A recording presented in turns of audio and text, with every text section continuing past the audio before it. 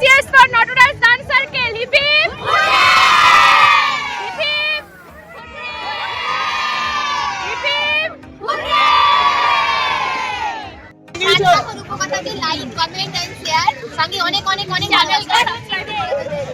এই যে এই ছেলেরা যে ভোরবেলায় 4টার সময় লাইন ধরেছিল।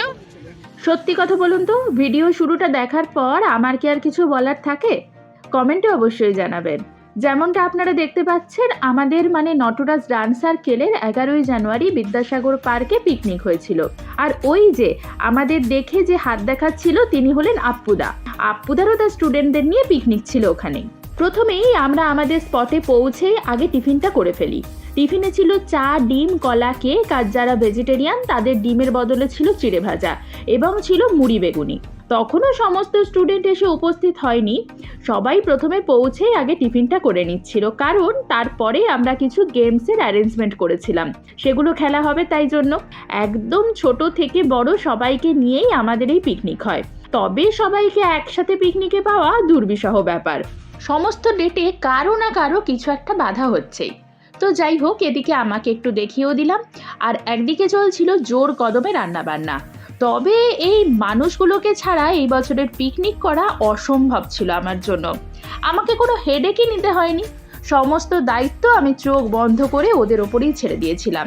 কিন্তু এর জন্য তোমাদের ধন্যবাদ দিয়ে ছোট করব না, শুধু বলবো সারা জীবন এইভাবেই নটরাজ ডান্স সার্কেলের পাশে থেকো।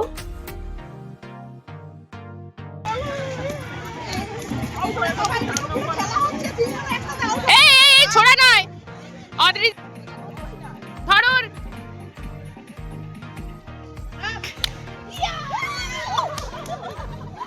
তাহলে আপনারা দেখতেই পেলেন, প্রথমেই পাসিং দ্য বল খেলা হয়, এরপরে একটু নাচানাচিও করা হয়। আপনারাই বলুন তো, এই দিনটাতে সবাই একসাথে কোনো বয়সকে পরোয়া না করে মজা করলে হয় বলুন? যাই হোক, তারপরে শুরু হয় বাস্কেটে বল ছোড়া। একদম গুড়গুড়িগুলো থেকে শুরু করে গার্জেনরা প্রত্যেকেই খেলাগুলোতে পার্টিসিপেট করে, খুব মজাও হয়। তবে গেমগুলো কিন্তু সবাই কোনো রকম প্রাইজ ছাড়াই খেলেছিল। শুধু খেলেছিল নয়, সিরিয়াসলি খেলেছিল। আর আমি ম্যাডাম হয়ে সবাইকে খেলার ইনস্ট্রাকশন দিচ্ছিলাম। তাহলে আপনারা দেখতে থাকুন বাকিদের খেলাগুলো আর এনজয় করুন।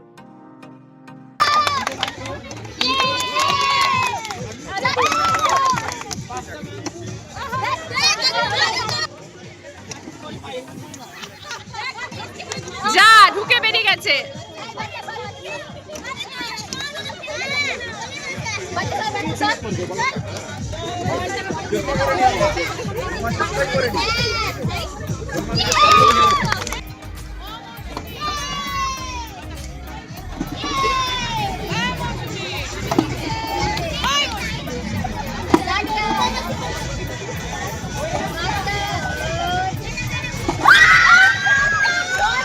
বলছি প্র্যাকটিস করে এসেছিলে? এই যে আমাদের কর্ণধার, নটরাজ ডান্স সার্কেলের কর্ণধার, এই যে ম্যাডাম, মেহলি ম্যাডাম, ইনি হচ্ছেন নটরাজ ডান্স সার্কেলের কর্ণধার। যারা যোগাযোগ করতে চান, এই যে স্টুডেন্টদের মুখগুলো দেখে নিন, সবার সাথে যোগাযোগ করতে পারেন। তারপরে খেলাধুলো কমপ্লিট হতে আমরা গ্রুপ করে ফটো তুলে নিই। তারপরে সবাই একটু পার্কের দিকে যায়। সেখানে গিয়ে গার্জেনরাই বাচ্চাদের বদলে বেশি এনজয় করে ফেলে, তা আপনারা দেখতেই পাচ্ছেন ভিডিওতে।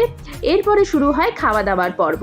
মেনুতে ছিল নুন, লেবু স্যালাড, সাদা ভাত, ডাল, ঝুরি ভাজা, বাঁধাকপির তরকারি, চিকেন, যারা চিকেন খাবে না তাদের জন্য পনির, চাটনি, পাঁপড়, মিষ্টি। অনেকটাই বেলা হয়ে গেছিল, তাই অনেকজন করেই একসঙ্গে বসে পড়ে খেতে। আর যাদের নিচে বসতে প্রবলেম তাদের জন্য কিছু চেয়ারের ব্যবস্থাও ছিল। তো যাই হোক, খাওয়া দাওয়া নিয়ে কারোর কোনো অবজেকশনই ছিল না। সত্যি কথাই প্রত্যেকটি খাবারের টেস্ট দারুণ হয়েছিল।